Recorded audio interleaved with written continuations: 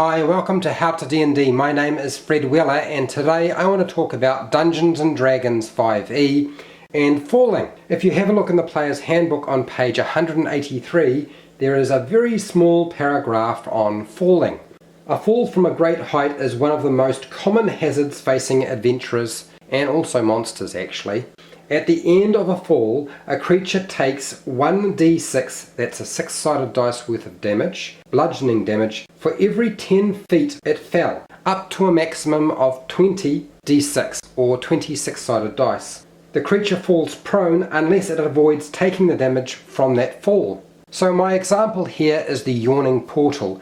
This particular portal is basically an old well which you could fall down, and the party have been in the Yawning Portal having some drinks, and some rather large insectoid creatures have clambered out and started attacking everybody, so they have engaged in a fight.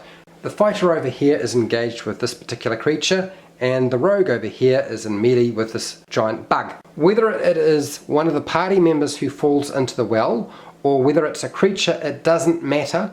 If you were to fall 10 feet, you would roll a 6-sided dice to determine how much damage, say the fighter slams into this particular creature, pushes it off the edge and down the hole. It's able to push it 5 feet, and doing so it falls.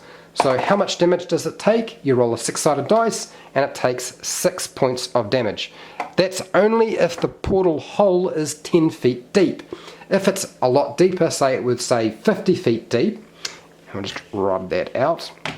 So a 50-foot hole means you're going to roll 5 of these babies. Take 5, 1, 2, 3, and another 2. You roll all of those, and that's how much damage the creature takes. Okay, and then you just add those all up. So what have we got here? We've got 5 plus 3 plus 6 plus 4 plus 5. So this is going to equal 23 damage. And the creature, when it gets to the bottom of the hole, when it takes its damage, it's also prone. Now the rules for falling also indicate you can only take a maximum of 20 6-sided dice worth of damage. So it doesn't matter if you fall more than 200 feet. So 200 feet, that's 20 6-sided dice worth of damage.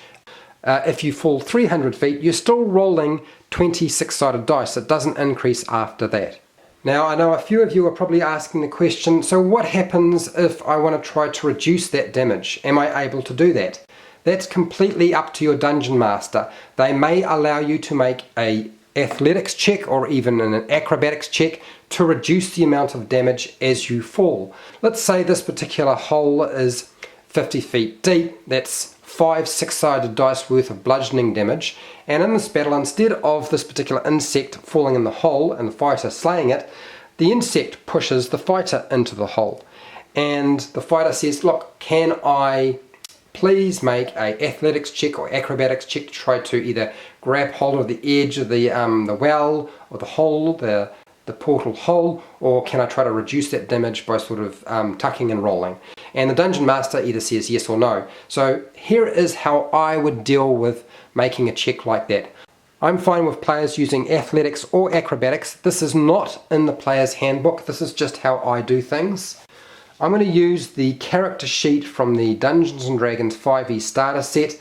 I'm using the fighter in this case. I believe it is the folk hero background, and the acrobatics check modifier is a 3 and the athletics check modifier is a 2.